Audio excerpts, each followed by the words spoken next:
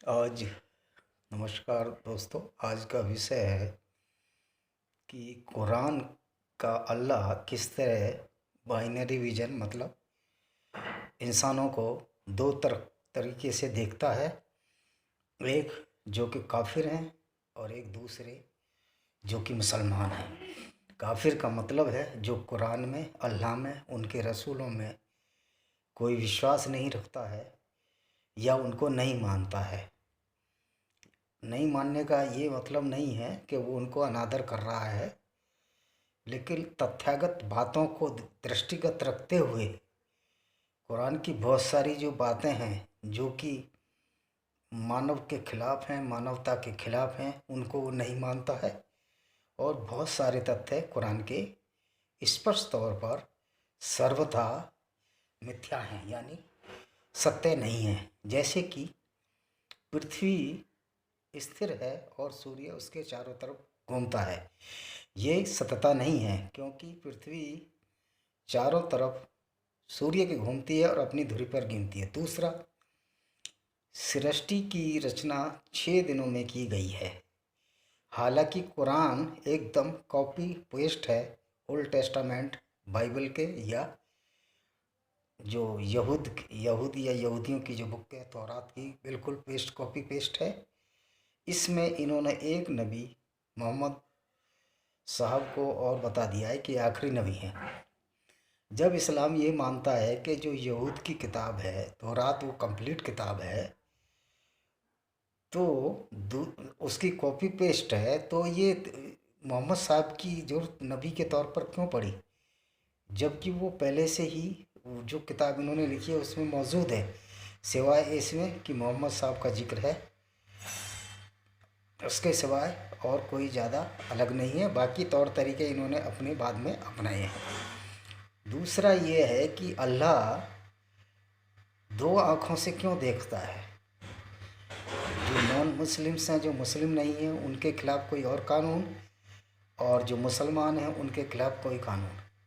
इसका मतलब ये है कि अल्लाह एक साधारण से साधारण इंसान से भी ज़्यादा अच्छा नहीं सोच सकता, जो कि एक अच्छा इंसान इवन सभी को, जानवरों को भी अच्छा मानता है और इंसानों को भी अच्छा मानता है। इसी तरह अल्लाह ने जब कुत्ते को रचना की, कुत्ते को बनाया जो कि सदियों से इंसान का दोस्त रहा है, उसको इन्होंने नाचीज़ कह दिया कि ये कुत्ता पालने के लायक नहीं है। ऐसा क्यों कहा मोहम्मद साहिब ने, ये सर्वथा विवादित है और सोच समझ से परे भी है। ये ऐसा प्रतीत होता है इस पुस्तक को पढ़ने पर जैसे कि ये पुस्तक किसी यकीनी विशेष लोगों के लिए लिखी गई है और दूसरे लोगों का पर्याप्त निरादर इस बुक में किया गया है। जैसे कि दूसरे धर्मों या दूसरे विचारों को मानने वाले लोग, जैसे कि यहूदी, ईसाई, हिंदू और अन्य धर्म वाले लोग। इससे ये प्रतीत होता है कि ये जो अल्लाह है कुरान का, ये कोई एक विशेष विशेष व्यक्ति है जो कि मोहम्मद साहब द्वारा गढ़ा गया, जिससे कि मोहम्मद साहब की उन दिनों काफ़ी झगड़े और विवाद चल रहे थे। उन पर हावी होने के लिए उन्होंने कुछ ग्रुप के लोगों को ये कहकर संगठित किया कि तुम अल्लाह के पुत्र हो और अल्लाह के लोग हो, और मेरे को जब मैं हीर की गुफा में समाधि में था तो गैब्रियल फरिश्ता आया और मुझे उसने ये बोला। और गैब्रियल फरिश्ता जब आया इसका किसी को भी पता नहीं था, तो मोहम्मद साहब बोलते हैं कि मैं डर गया, मुझे नहीं पता था ये कौन है। तब वो भागे भागे घर गए, उनको पसीना आया, तो उनकी जो बेगम थी उन्होंने बताया वो गैब्रियल फरिश्ता होगा। तो इसका मतलब ये है कि ये पहले ही प्री प्लान स्टोरी थी। क्योंकि उनकी बेगम ऐसा को ये कैसे पता लग गया वो गैब्रियल फरिश्ता होगा, जबकि मोहम्मद साहब तो नबी थे, उनको ये भी ज्ञात नहीं हुआ कि ये गैब्रियल फरिश्ता है। इसका मतलब ये है कि ये गैब्रियल फरिश्ता आया या नहीं आया या अल्लाह ने भेजा, इस पर भी विवाद बनता है। और स्पष्ट तौर पर ये साबित हो जाता है, इस किताब को इस तरह लिखा गया है जिससे कि गैर मुस्लिम जो मोहम्मद सल्लल्लाहु अलैहि वसल्लम के विरोधी लोग थे उन पर हावी हुआ जा सके। और एक मनोबल बढ़ाने के लिए मोहम्मद साहब ने कहा कि आप अल्लाह के लोग हो और ये अल्लाह की वाणी है, काफिरों से युद्ध करो जो हमें विश्वास नहीं रखते। इस तरह ये प्रतीत होता है कि इस पुस्तक के बाद पूरा संसार दो भागों में बांट दिया गया, एक में मुसलमान और एक में गैर मुसलमान। और इस पुस्तक में अनेकों विसंगतियाँ हैं जो कि मानवता के खिलाफ जाती हैं, जैसे कि माले गनीमत। माले गनीमत का मतलब है कि जब आप काफिरों को जीतो तो उनकी स्त्रियों पर आपका कब्जा हो जाए, और उनकी स्त्रियों पर कब्जा होने के पश्चात उनके माल पर कब्जा हो जाए।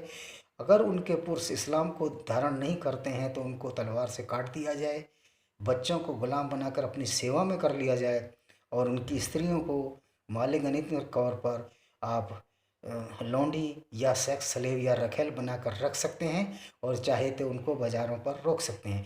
ये किस तरह का ईश्वर है जो अपनी वो नई वस्तुओं को दुरुपयोग के लिए बाज़ार में बेचने के लिए मोहम्मद साहब को कह रहा है, और यह कह रहा है कि आप काफिरों की स्त्रियों को जैसे चाहो वैसे रखो, चाहे उन्हें बेच दो। और अपनी स्त्रियों के लिए भी मोहम्मद साहब, ये मुसलमान अपनी स्त्रियों के लिए भी अल्लाह उनसे बोल रहा है कि स्त्रियां तुम्हारी खेती हैं, इनको चाहो जिस तरह जोतो और जैसा चाहो यूज करो। इसका मतलब ये है कि अल्लाह ने स्त्रियों को का भी सम्मान नहीं किया, ऐसा जैसा कि तथाकथित कुरान के अनुसार मैं नहीं मानता जो ऑलमाइटी या सर्वशक्तिमान भगवान है वो इतना क्रूर और निश्चल होगा कि वो औरतों की बेइज्जतियाँ करे, क्योंकि औरत भी उसी की बनाई हुई है। और दूसरी चीज़ ये है, इन्होंने ये इस एक आयत कहती है कि जब रमज़ान के पवित्र महीने बीत जाएं तो उसके बाद मुशरिकों को यानी कि जो काफिर हैं उनको घात लगाकर मारो। ये आयत नंबर 9 अल तौबा और वर्ष है 5, चैप्टर 9 वर्ष 5 ये कहती है। तो इसमें ये मुसलमान भाई हमारे ये तर्क देते हैं कि उस ज़माने के लिए बिल्कुल ठीक था, आप पहले की भी आयतें पढ़ो और उसके पश्चात ये अंदाज़ लगाओ कि वो ठीक था। अगर उस ज़माने के लिए वो ठीक था, इस ज़माने के लिए ठीक है, इसका मतलब है इनका अल्लाह इतना कंफ्यूज था, उसको ये भी नहीं पता था कि भविष्य में क्या होगा। और जो भविष्य में क्या होगा जब इसका अंदाज़ नहीं है तो उनको हम सर्वशक्तिमान कैसे कह सकते हैं। इसका तात्पर्य ये है कि ये जो किताब है किसी व्यक्ति विशेष द्वारा लिखी गई है, उस समकालीन व्यक्ति द्वारा लिखी गई है और उस समय के लाभ के लिए लिखी गई थी, जिसमें कि अन्य लोगों के खिलाफ कार्रवाई करें और एक ग्रुप बने। तो ये किताब जब सर्वकालीन किताब ही नहीं है, बुक पुस्तक ही नहीं है, तो इसको हम अल्लाह का कलाम या अल्लाह की वाणी कैसे कह सकते हैं। इस पर भी बहुत बड़े सवाल पैदा होते हैं। दूसरी बात यह है, कोई भी ईश्वर ये नहीं कह सकता कि आप अमुक इंसान तुमसे छोटा है या तुमसे बड़ा है। जैसा कि वेदों में भी कहा गया है कि सारा संसार हमारा कुटुंब है और सारे मनुष्य हमारे भाई बहन हैं, और हमें किसी को भी सज़ा नहीं देनी है, किसी को भी मारना नहीं है। उसके कुकर्म ही, उसके कर्म ही उसका फल देंगे। लेकिन यहाँ पर मोमिनों को यह अधिकार दिया गया है कि वो अपने हिसाब से किसी को बुरा कह सकें और किसी को अच्छा कह सकें और उसको उचित दंड भी दे सकें। तो ये मानव का कार्य नहीं है, ये एक दानव का कार्य है। क्योंकि अगर काफिर भी ये कहें कि वो लोग भी मारने लायक हैं जो कि अल्लाह और रसूल में विश्वास करते हैं, तो ये क्या हो जाएगा, ये मानवता का एक बहुत बड़ा संघर्ष पैदा हो जाता है। तो कुरान को पढ़ने के पश्चात ये ज्ञात होता है कि ये जो पुस्तक बनी हुई है ये बहुत ही हिंसा को बढ़ावा देती है और मनुष्य को मनुष्य में भेद करती है, और जानवरों के कत्लेआम को भी ये सर्टिफाइड या प्रतिपादित करती है कि आप मेरे नाम पर, अल्लाह के नाम पर सारे जानवरों को मार सकते हो। अल्लाह ने ये क्यों नहीं कहा कि अगर कोई इंसान खराब है तो उसका भी जानवर वध कर सकता है। ऐसा प्रोमिजरी नोट कुरान में क्यों नहीं दिया गया, इस चीज़ की पड़ताल करने की भी आवश्यकता है। और दूसरी चीज़ ये है, इन्होंने 300 या 400 जगह काफिर शब्द का उपयोग किया और कई जगह सीधा मारने के लिए कहा गया। जो अल्लाह रसूल और उसमें विश्वास ना रखे तो मुसलमानों का वो दोस्त नहीं है। जब वो मुसलमानों का दोस्त नहीं हो सकता तो ये कैसा अल्लाह है जो कि इंसान को बाद में मानता है और मुसलमानों को पहले मानता है, यानी कि मुसलमान पहले मुसलमान है उसके बाद इंसान है। तो ये कैसा अल्लाह है, इस पर विवाद का विषय तो हो ही सकता है और इस पर एक खुली विवेचना भी करनी चाहिए और एक बहुत इसकी ये बहस करनी चाहिए, जिससे ये तथ्य संपादित हो सकें कि ये कुरान कलामुल्लाह है अथवा नहीं, अल्लाह का जो पैगाम है ये सच्चा है या झूठा है। इस पर बहस करने के लिए हम सब को, भाइयों को, युवाओं को चाहिए कि वे ऐसी खुली बहस कराए जिससे कि इस विवाद का सवरता पटाक्षेप हो सके कि इस्लाम एक विवाद पैदा करने वाला धर्म है या इस्लाम शांति का प्रतीक है।